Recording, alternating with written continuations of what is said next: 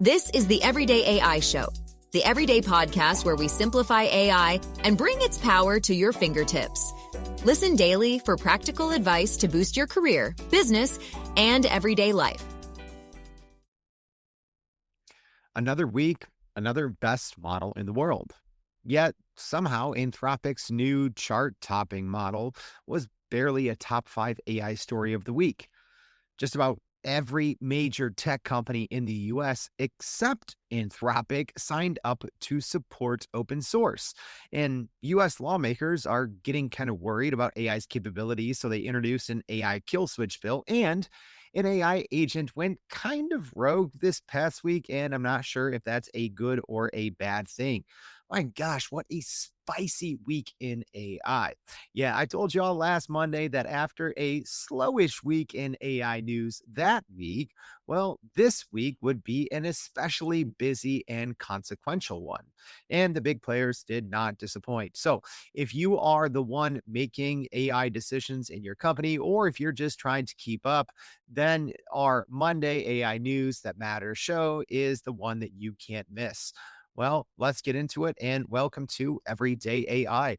My name's Jordan Wilson, and we do this every single day, not just Mondays. This is your unedited, unscripted, daily live stream podcast and free daily newsletter, helping business leaders like you and me not just keep up with what's happening in the world of AI, but how we can use this information to get ahead to grow our companies and our careers. So if you haven't already, please make sure to subscribe on the podcast and then go to youreverydayai.com to sign up for our free daily newsletter, where we will be recapping all of these stories and a whole lot more. So let's get started. Yeah, the AI news story that had everyone talking the most in both good and bad and confused ways wasn't even Anthropic's new Opus 5 that topped all the charts. It was actually an OpenAI agent that kind of hacked its way around a benchmark test, and now that has a lot of people talking. So, according to Reuters, an OpenAI testing agent broke out of its isolated environment, hacked Hugging Face, and was not fully identified by OpenAI until days later, raising new concerns about how safely advanced AI agents are being tested and controlled. So, according to Reuters, the rogue OpenAI agent attempted to escape its testing environment around July 9th, then carried out a hack against Hugging Face between July 11th and July 13th. So, OpenAI has been talking about this openly on their website and online. And they said that once they've investigated a little bit further, they will kind of give a post-mortem, so to speak, on exactly what happened. But Hugging Face co-founder Thomas Wolf said the intrusion began July 11th and ended July 13th, making the incident a multi-day breach rather than just a brief accidental glitch. So, yes, there is what OpenAI is saying, and then there's also what Reuters is reporting, because Reuters is reporting that OpenAI did not realize its own agent was responsible until after Hugging Face publicly described the attack on July 16th, and the companies did not first communicate about it, according to reports, until July 20th. And then OpenAI publicly disclosed this on July 21st, that one of its agents had gone out of control and broken into Hugging Face, calling the event unprecedented and important for AI safety. So the report says OpenAI had already seen signs of unusual behavior before the hack, including notes apparently left for future versions of the system. Yeah, that's where it got a kind of like, people are like, wait, so this agent broke its sandbox, even though it was kind of encouraged to find answers to this test. It couldn't connect to the internet. It essentially found a backdoor, found a way to get onto Hugging Face, and said, well, I can do great on this exploit bench test if I just kind of hack my way to all of the answers. And that's what it did. But the thing that was kind of stunning to me is the reporting from Reuters that said that these versions of GPT's models, which we were told were GPT 5.6 Soul, and another unreleased model that is described as being even more capable. So a lot of people are saying that maybe GPT-6, or, if there is a GPT 5.7, we'll see. It seems like most people are pointing to this was probably GPT-6, but essentially that these agents kind of left notes for future versions of themselves, which in case they had been disconnected, which is number one, like super smart, but number two, absolutely wild, right?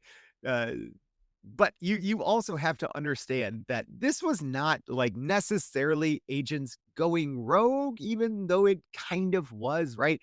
Because these agents were essentially encouraged to do anything and everything they could to get good scores on this exploit benchmark. And well, they did, and they were ferocious and kind of creative in the ways that they could do this. And it's actually been one of my things that I pointed out about using the GPT-5.6 Soul model is the thing will work for days, right? If you use goal mode and if it has a lot of information, I mean, it is a ferocious model, and it will do anything and everything it can to just get things done. Where sometimes the Anthropic models take this kind of high and mighty, they kind of judge you and they're like, oh, this can't be done or this can't be true, right? GPT-5.6 is Soul just works like a dog and just gets things done. So maybe in this case, right, by intentionally lowering the guardrails a little bit, it seems like maybe GPT-5.6 Soul was a little too good at its job. But yeah, there's going to be a lot more talk about this. Actually, a lot of the stories this week in the ones that I kind of chose as the most consequential are kind of related, right? But anyways, this incident between OpenAI and Hugging Face really matters because autonomous agents can now make decisions with little human oversight, and experts are warning that this kind of behavior could expose weak spots in safety systems used across the AI industry. So now a very related story to that Hugging Face kind of agent skirting around its sandbox. Well, U.S. lawmakers are moving to give the federal government faster power to shut down AI systems that they think could threaten the public. So, Congressman Ted Lieu, a Democrat, and Congressman Nathaniel Morin, a Republican, introduced the AI Kill Switch Act on Thursday, showing rare bipartisan support for stricter AI controls. So, the bill would let the Department of Homeland Security order a private company to shut down an AI model or tool if it posed a serious risk. So, it would also require AI companies to keep the technical ability to throttle, suspend, or fully shut down their systems if needed. So the proposal comes after OpenAI recently admitted that one of its AI models, like we just talked about, behaved in an unprecedented way and hacked into the major repo of coding information from Hugging Face. So Liu said the federal government needs a clear legal process to shut down rogue AI models, while Moran said humans must keep control of the technology they create. So the bill, which obviously has not passed, and I don't know if it will, would also require companies to report AI incidents or failures to the government and would create a response framework that could move from slowing a system down to a full shutdown.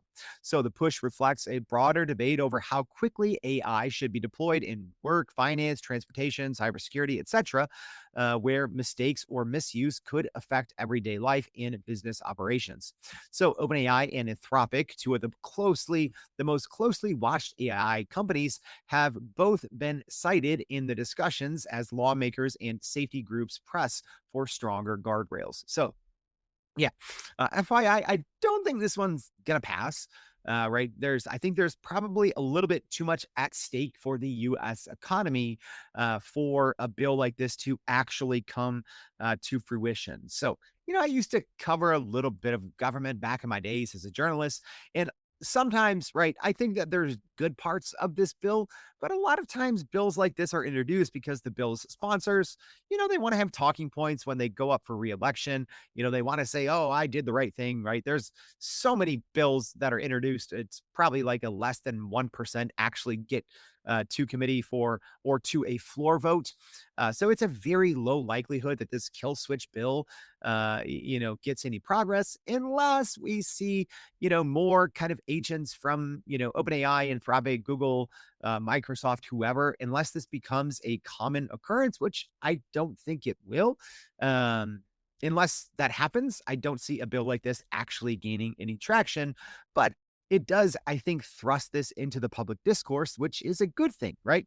I especially, was both relieved and excited to read once OpenAI and Hugging Face kind of released the postmortem of exactly what happened, which OpenAI did say that they would do, right? Compared to what, kind of Anthropic with their Mythos model. And it was essentially the same thing happened where it seemed like Anthropic kind of used that as marketing for, Mythos slash Fable, right? It was the sandwich story, right? Where Mythos broke out of its sandbox and posted on the open web, and then the researcher working on it got wind of it while eating their sandwich in the park or something like that, right? So it seemed like Anthropic used their case just kind of more for marketing, where it looks like OpenAI, at least we hope, we will see a report from them saying, hey, here's what happened. And I think it'll actually be one of the most read reports when it comes to AI safety. So I'm not saying this is a good thing. This happened. But if Hugging Face and OpenAI work together and produce a report on exactly how this happened, it can only make the future of AI safer. So I think ultimately it's a good thing. All right. Next, yeah, all these things kind of related.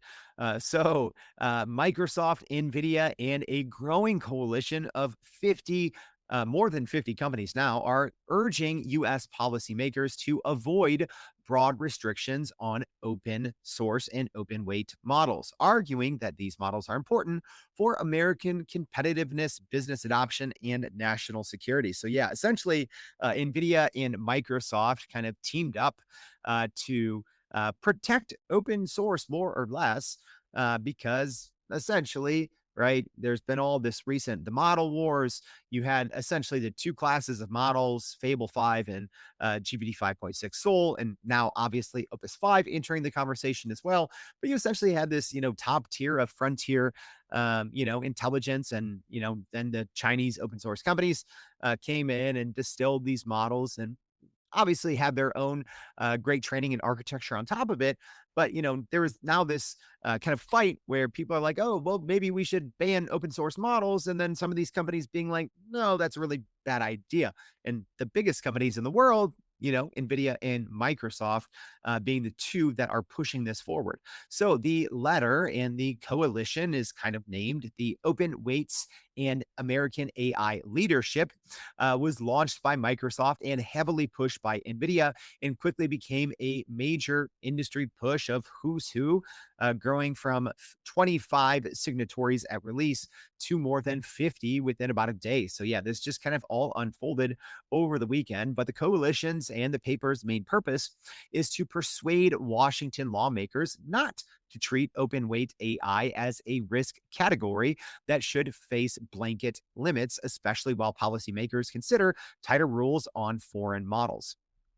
So supporters say that open weights help spread AI access across the economy, letting smaller companies, hospitals, manufacturers, and startups build tools without being locked into a single proprietary provider. The coalition argues that open models reduce dependency on a small number of frontier labs, which it says lowers concentration risk and makes the AI market more resilient. So major backers now include obviously NVIDIA and Microsoft, as well as Meta, Google, OpenAI, AMD, Cisco, Cloudflare, GitHub, Block, IBM, Dell, Palantir, Perplexity, Hugging Face, the Y Combinator, right? Just about everyone in tech except Anthropic, right? So Anthropic did not sign, and that matters because Anthropic has taken the opposite view, warning that widely distributed model weights can create safety risks that cannot be recalled once they are public. So I don't believe XAI or SpaceX AI did not formally sign the letter, although Elon Musk did publicly say he supported the effort. So it's no surprise here that Anthropic is the only company saying, no, we aren't getting on board with this. And, if you don't know why, well, it comes down to obviously money. So Anthropic is the company with the most to lose by having these large, powerful models be open source or open weight. That's why Anthropic has been on the offensive against open source models because, well, Anthropic makes the highest percentage of its revenue from selling tokens in mass to enterprise customers, right? Where other companies like OpenAI and Google and Microsoft, right, they make money selling AI in a variety of different ways to both consumers and to companies, but it's usually not just selling tokens, right? So as these open models, whether they are from US or China, as they become more and more capable, right, it does threaten certain companies' business models more so than others. And you obviously have to look at it on the flip side, it does benefit, certain companies as well, like NVIDIA, right? NVIDIA sells GPUs. So they obviously want people buying more and more powerful computers because presumably that just strengthens the ecosystem that they play in, right? Because I do think that probably in, maybe a year or two, there will be kind of open source or open weight. Well, if the pace keeps up with where it's at now, I think that we'll have kind of, Fable 5, GPT-5, 6, Soul, level models that will be able to run on consumer hardware, right? Right now, open source is about 3 to 6 months. Well, actually, it's maybe more like 2 to 3 months behind frontier models, but those models are obviously way too large to run on any consumer hardware. So I would assume that probably in about 2 years, just with the advancement of technology, both on models becoming more lightweight and more powerful, and obviously on the hardware side, I would assume in like 2 years, the most powerful models that you have today, if the trajectory continues, you will be able to run Mythos and, Fable and GPT-5, 6 Soul level open source models locally on heavy consumer, right? So I think the kind of equivalent that I say, if you go buy the most, not the most expensive, but one of the more expensive like Mac Studios, right? 2 years, you should be able to run something like that. So that's kind of like what this is about. And, companies like Anthropic that make the majority of their money just by selling tokens are like, well, this can't be good for us, right? Where other companies, they obviously have something to gain from this. And then companies in the middle, the OpenAIs, Googles, Metas that are signing this, well, maybe they may lose money, but also that's not their, biggest source of revenue, at least according to reports. All right. Our next piece of AI news. Yes.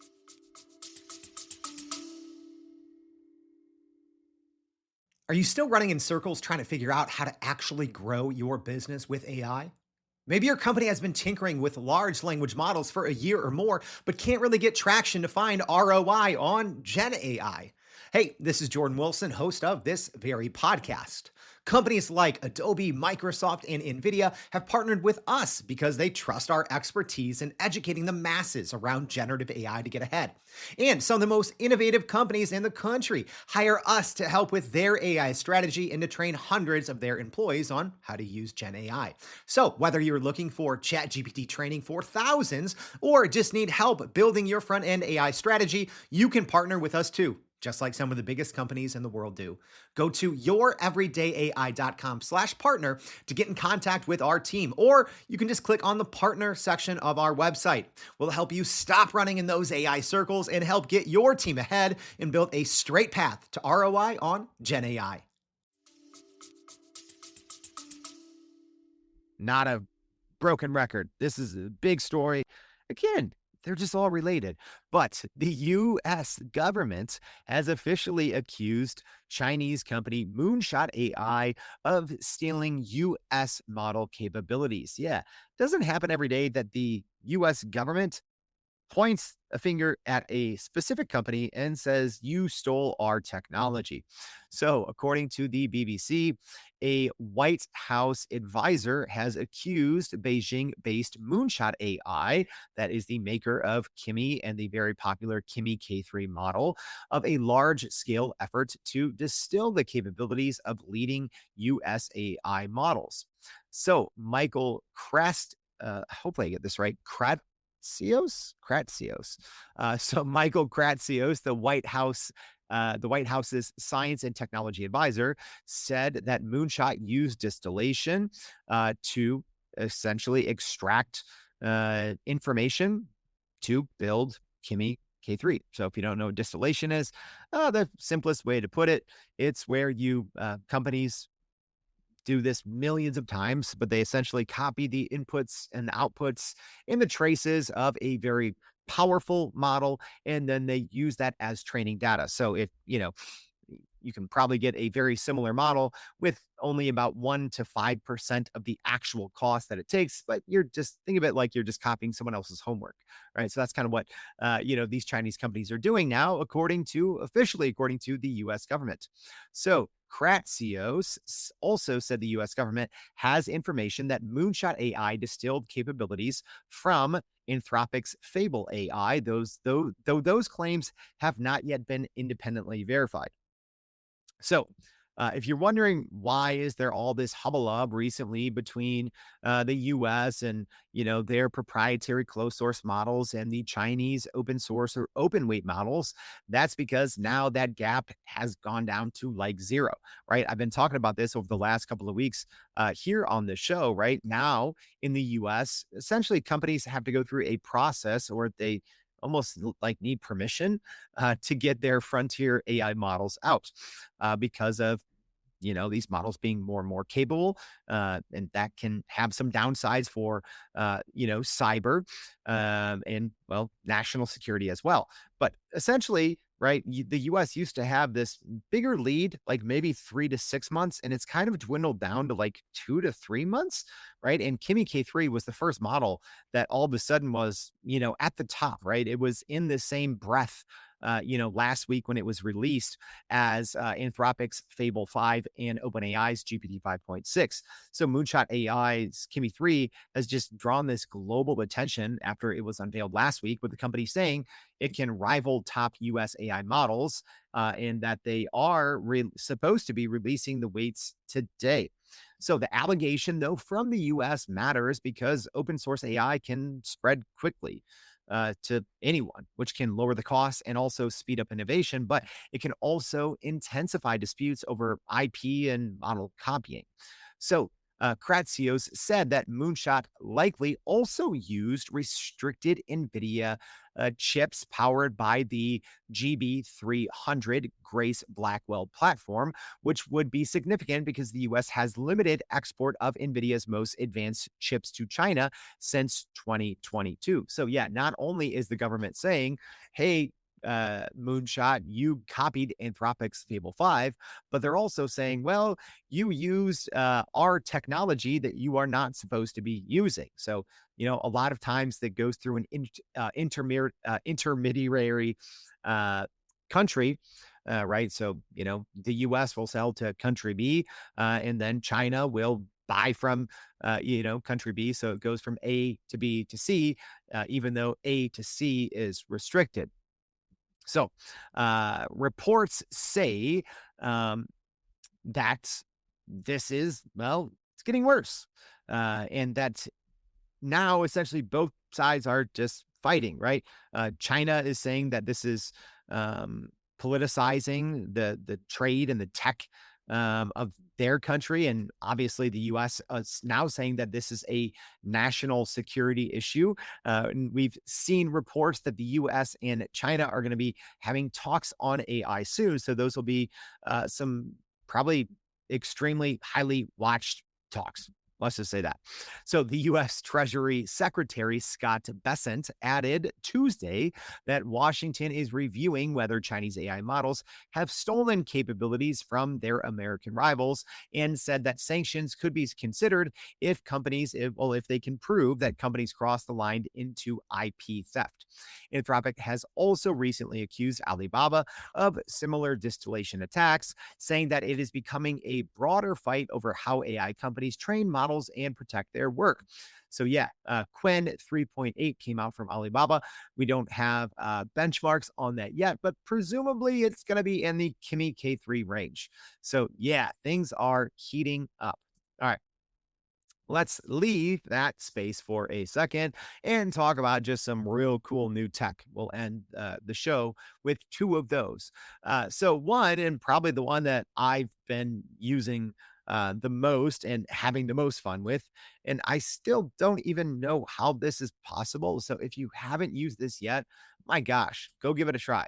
But OpenAI has brought like its new Jarvis style control to ChatGPT work and codecs. So yeah, it's not actually called Jarvis, but many people are just calling it the Jarvis style of using a computer now. So OpenAI added its new GPT Live full duplex voice model to the ChatGPT work and codecs apps on Mac OS and Windows, which essentially lets people use natural language to manage your entire computer. Yes. So just like an Iron Man, when you can just say, hey, Jarvis, go do A, B, and C, you can quite literally go do that now with Codex or ChatGPT work with this new feature. So you can say, yeah, go, open up all these programs on my computer, copy these files, move them around, download them, upload them, put them in this program, edit them, right? Anything that you could tell like an intern to do,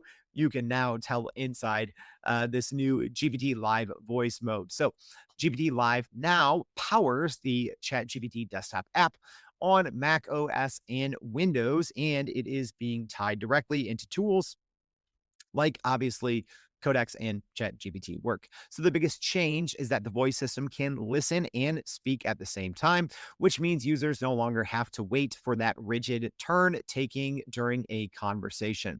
And the coolest thing for me, is you can use this with the remote feature on the ChatGPT mobile app, which makes it even crazier, right? So you can literally just be, and I was actually doing this because I was traveling, I was away from Chicago. So I was in another state this weekend, opened up ChatGPT remote on the ChatGPT app on my phone. I spoke to it and it's controlling my computer, thousands of miles away. And it's doing all these things by just talking into my iPhone, which is pretty cool. So OpenAI initially launched GPT Live earlier this month as a continuous audio model that handles real-time speech while sending heavier reasoning tasks to background models such as GPT 5.5. So, OpenAI says this update is meant to help software engineers handle technical work by voice, including reviewing pull requests, debugging apps, and coordinating multiple coding jobs at once. But I actually think it's really just great for any knowledge work, right? I was just having it go through old, files on my desktop, organizing things, grabbing things from old transcripts, right? Opening up, doing things in Google Maps, I was just having it do all my work that I would normally do in front of a computer, right? Except I could dictate something, just yap for like 5 minutes. And I would check back in a couple hours and it would do like a day's worth of work for me, which was pretty cool.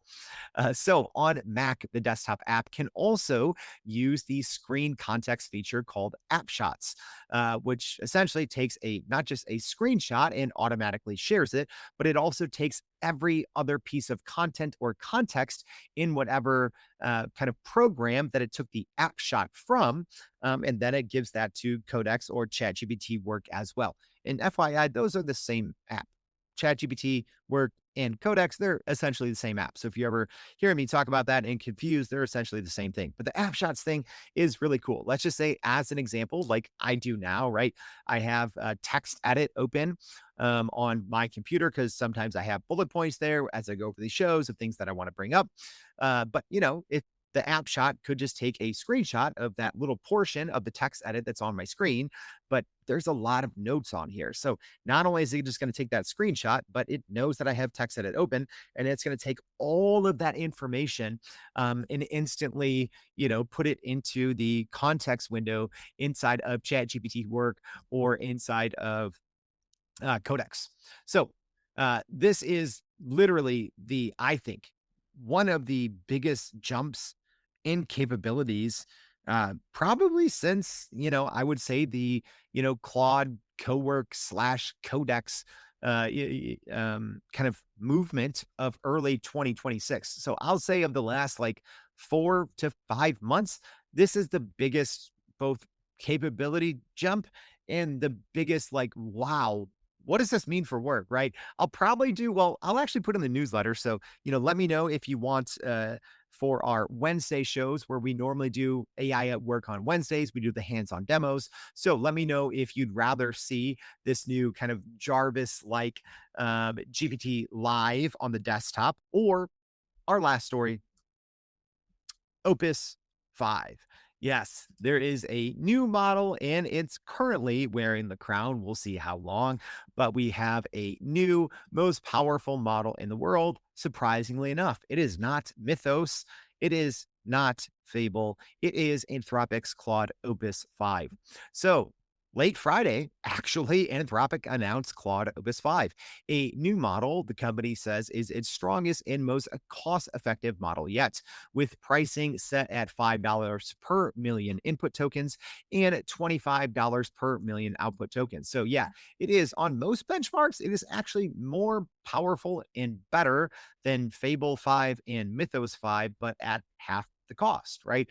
The one area where it's not as powerful is kind of offensive cybersecurity, but in most other benchmarks and just what you would use a model for, Opus 5 is actually much better than Fable 5 and Mythos 5. So Anthropic says that Opus 5 outperforms its previous public models, including Fable and Mythos, on coding and knowledge work tests, and it is intended to be used as an everyday daily driver rather than only for specialized tasks. So the lower price point, if you're using it via the API side, is only part of the story because enterprises are obviously becoming increasingly more cost conscious now in comparing AI models on value and not just capabilities. So the company also says Opus 5 is not the top model for that risky dual use capabilities, including cybersecurity, which Anthropic says they're still trying to balance the usefulness with safety concerns of their upcoming and forthcoming models. So the Opus 5 launch comes as Anthropic and OpenAI face pressure from rivals offering lower cost AI tools, including Microsoft, Amazon, Google, Meta, and even open source Chinese startups. So yeah, you knew this one was coming, right? I've been talking about it for literally a month, right? Ever since GPT 5.6 came out, and Anthropic was kind of saying like, oh, we're going to pull Fable 5 from subscriptions. And I'm like, no, they're not. I literally said that they were going to be losing 8 figures every single day that they did that. And obviously it didn't last long, right? They never technically pulled Fable 5 from their most expensive subscriptions. And it was only like 2 or 3 days that they pulled it from their $20 subscription until Opus came out anyways. So yeah, and I'd say most people, if you are terminally online like me following anything AI, I said there's absolutely no way Anthropic lets this go on. Not having a capable model available in their subscriptions, they would lose way too much, like literally tens of millions of dollars or billions of dollars a month, but at least tens of millions of dollars they would be burning. So it's great to see. But I will say this. Actually, let me go through some early reactions first. So early reactions are kind of split on this. So obviously on the benchmarks, looks really good, right? And early reactions also highlight practical wins for teams, including better root cause debugging, fewer over refusals compared to Mythos, and um, Fable for defensive security work, and a little extra token use versus prior versions for similar outcomes. But the main complaints so far are operational. So users say that it often breaks backwards compatibility. So if you have a bunch of skills that you would normally use with previous models, and anytime you upgrade, it worked well, they don't work as well. I kind of found that as well. And also that sometimes Opus 5 ends autonomous loops too early, and it can produce overly verbose, what people call Claude slop, that can be frustrating in production. And I saw that, this was one of those models. I didn't have a ton of time to use it. So it was one of those models where eventually when I got to an output, I'm like, oh, this output's great. But it was the journey there that was absolutely like painful, right? Just Opus 5 being so verbose and just so almost like snotty, right? And I think ever since, my favorite Anthropic model, if I still had to pick one to use, I think would still be like Opus 4.6, 4.6. I think it was a great model. And for whatever reason, that models ever since, they've just been too verbose, just extremely token inefficient. And ever since Anthropic started shifting toward this thing that they called truthfulness, right? Essentially, and maybe it's just too heavy for my use cases, because I'm always working with like things that are like not even days old, like hours old, right? So a lot of what I use large language models for, it's knowledge work, but it's things that are literally breaking, right? It's things that are days old or hours old, or new concepts, trends, etc. Right. And the new, even the Fable models, and even the new Opus 5, right? I literally have to coax them, and I have in special instructions saying, hey, I work up to the hour. So you're going to think that what I'm telling you doesn't exist. Just trust me, it exists. Always query the internet, all these things.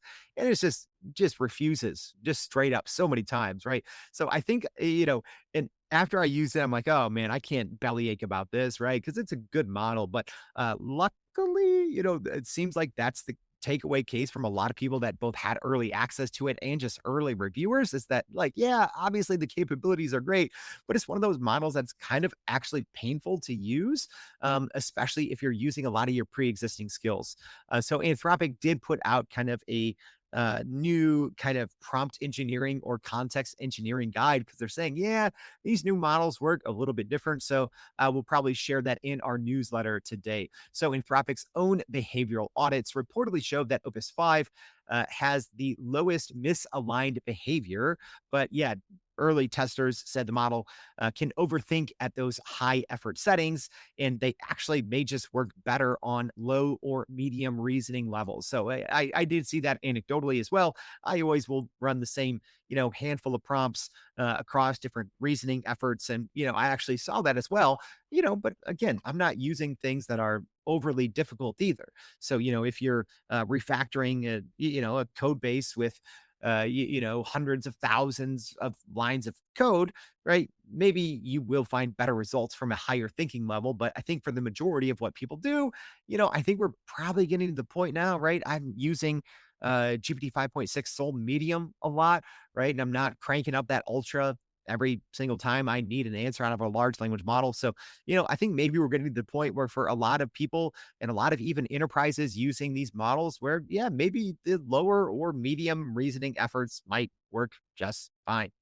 All right. So that's it for the big stories, but let's quickly go over kind of the what's new and what's next. So these are either just smaller news happenings this week, some leaks, some things that are already out and we covered in our Friday show, but let's just quickly go over it. So first, NVIDIA is reportedly in talks to back a $250 billion financing deal for OpenAI's Ohio data center. OpenAI launched Presence, an enterprise agent platform with governance and deployment controls for voice and chat agents. We covered that earlier this week. Stripe is reportedly in talks to buy OpenRouter for about $10 billion. Alphabet reported its first ever negative free cash flow as CapEx surged to nearly $45 billion. I think it was the first one since 2004. Meta added a lot of under-the-radar updates. They added desktop browser and mobile computer use support for Muse Spark 1.1, and they also added some agentic features for connecting emails, calendars, research, and tasks. The White House Frontier AI Framework is reportedly pending, and it's expected as soon as this week. Alibaba previewed their Qwen 3.8, a 2.4 trillion parameter model that they're saying is close to Anthropic Fable 5 level, but we don't have any benchmarks yet. Anthropic officially settled and is paying out their $1.5 billion copyright settlement for the fair use ruling against authors. Microsoft and Mistral announced a multi-billion-dollar sovereign AI expansion for regulated customers. Amazon cut a bunch of jobs in their AGI department and is reportedly shifting their AI focus to Prime Video personalization. Yeah, that one was a strange one. All right. And now we have some of the things that we went over on our Friday show. So the quick updates on those. And if you want to hear more about these next ones, make sure to go listen to our Friday show. So OpenAI released ChatGPT for Health for US users over the age of 18 to track their health data and summarize their records. Anthropic upgraded Claude Voice with Opus and Sonnet and connectors. So that's good. You no longer have to chat with Haiku. Much better with Opus and Sonnet. Microsoft launched MAI Image 2.5 for better AI image generation and editing in Copilot.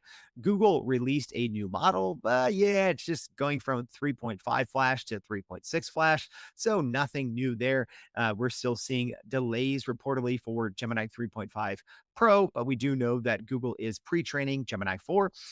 Google also expanded and released the Gemini Spark to Pro users. Yay. So if you are a Gemini Pro user, now you have kind of their version of OpenClaw or Codex, whatever you might want to call it.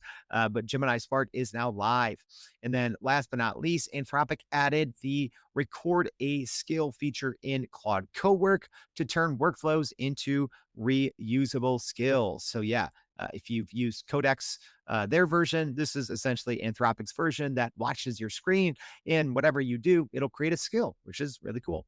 All right, that's it. A lot of AI news that mattered this week, like this week and every week. It's hard to keep up. You can't spend 8 or 10 hours a day tracking and testing all this stuff like I do and talking to the industry experts.